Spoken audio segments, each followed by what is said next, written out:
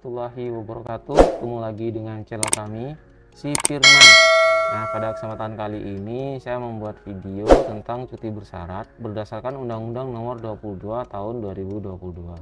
Jadi video cuti bersyarat sebelumnya itu yang belum sesuai dengan Undang-Undang Nomor 22 Tahun 2022 bisa diabaikan dan bisa mengikuti berdasarkan cuti bersyarat ini ya, karena sudah berdasarkan Undang-Undang Nomor 22 Tahun 2022. Kita langsung saja ya. Untuk syarat umum ya, bagi narapidana itu dipidana dengan pidana penjara paling lama 1 tahun 6 bulan. Kemudian paling sedikit sudah menjalani 2/3 masa pidana. Berkelakuan baik dalam kurun waktu 6 bulan terakhir ya. Itu dihitung dari 2/3 masa pidana ke belakang. Seperti itu. Nah, untuk cuti bersyarat bagi narapidana ini diberikan untuk jangka waktu paling lama 6 bulan. Jadi begini, 2/3 dari 1 tahun 6 bulan ya, kita hitung maksimalnya, maka itu adalah 1 tahun ya. Dari 1 tahun 6 bulan sisa 6 bulan. Nah, 6 bulan itu maksimalnya ya, bisa kurang mungkin karena SK-nya belum jadi dan penyebab lain sebagainya ya. Selanjutnya untuk yang PP 99, nah ini juga bisa ternyata ya, setelah adanya Undang-Undang Nomor 22 Tahun 2022, di situ ada yang dikurangi tapi ada yang tetap juga. Nah, untuk yang korupsi ini misalnya dikurangi, yaitu tidak harus membayar lunas denda dan uang pengganti. Ya.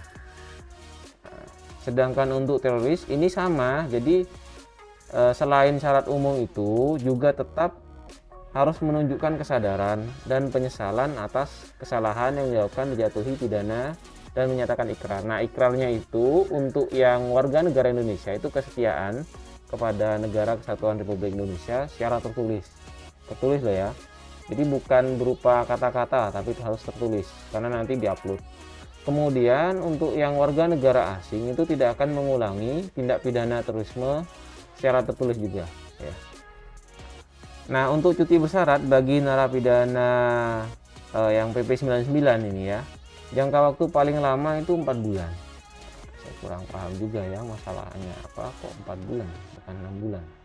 Tapi dari yang saya cek itu seperti itu. Kemudian syarat umum untuk anak ya. Sekarang yang anak. Tadi sudah yang untuk dewasa. Untuk anak dipidana dengan pidana penjara paling lama 1 tahun. Jadi kalau yang dewasa atau narapidana 1 tahun 6 bulan, untuk anak adalah 1 tahun. Setelah menjalani paling sedikit setengah masa pidana. Nah, minimal setengah sudah dijalani ya. Nah, kemudian kalau yang dewasa 2/3 ya, bedanya itu. Berkelakuan baik dalam kurun waktu 3 bulan. Jadi kalau dewasa atau narapidana itu berkelakuan baiknya dalam waktu 6 bulan, kalau anak separuhnya, jadi 3 bulan saja. 3 bulan terakhir ya, dari tanggal setengah itu dihitung mundur. Nah, cuti bersyarat ini bagi anak diberikan untuk jangka waktu paling lama 6 bulan. Nah, karena begini, misal 1 tahun ya maksimalnya, kemudian karena setengahnya berarti sisa 6 bulan. Nah, itu maksimalnya 6 bulan seperti itu. Untuk dokumen ini ya, salinan putusan hakim, jelas ya putusan, kemudian berita acaranya. Jangan lupa ini harus ada. Ini dari vonis ya, biasanya sudah ada di registrasi ini kalau yang poin 1. Poin 2-nya laporan pembinaan narapidana ya. Perkembangan pembinaan ini pakai sistem penilaian pembinaan narapidana ya. Jadi pakai SPPN. Jadi yang baru harus menggunakan SPPN. Jadi bukan hanya untuk teroris, semua menggunakan SPPN, mau pidana umum ataupun PP 99 semuanya menggunakan SPPN untuk laporan perkembangan pembinaannya. Untuk selanjutnya poin 3, laporan penelitian kemasyarakatan atau Litmas ini ya dibuat oleh PK Bapas ya dan ditandatangani oleh Kepala Bapas. Untuk salinan register F ini ada di registrasi ya. Salinan daftar perubahan ini juga diregistrasi jika mendapatkan remisi. Selanjutnya surat pernyataan dari narapidana. Nah, ini harus dibuat ya dengan materai 10.000. Surat jaminan kesanggupan dari pihak keluarga ini juga ya. Jadi ini perlu dibuat oleh penjamin. Di situ perlu ditandatangani oleh lurah atau kepala desa ya. Kemudian disarankan ya penjaminnya keluarga. Jadi jangan wali, lembaga sosial atau yayasan. Jadi cari aman, biasanya keluarga ini lebih diterima di Bapas ataupun di Ditjen.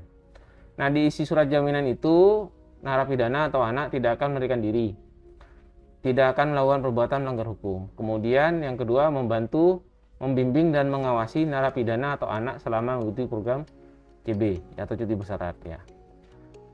Nah, untuk anak ya yang dari warga negara asing, ini ada tambahan dokumen yaitu surat jaminan tidak melarikan diri dan akan mentaati persyaratan yang telah ditentukan dari kedutaan besar atau konsuler.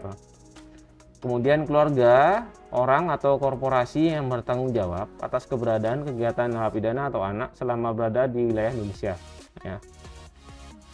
Kemudian surat keterangan dari Direktur Jenderal Imigrasi atau pejabat imigrasi yang ditunjuk untuk menyatakan bahwa yang bersangkutan dibebaskan dari kewajiban memiliki izin tinggal.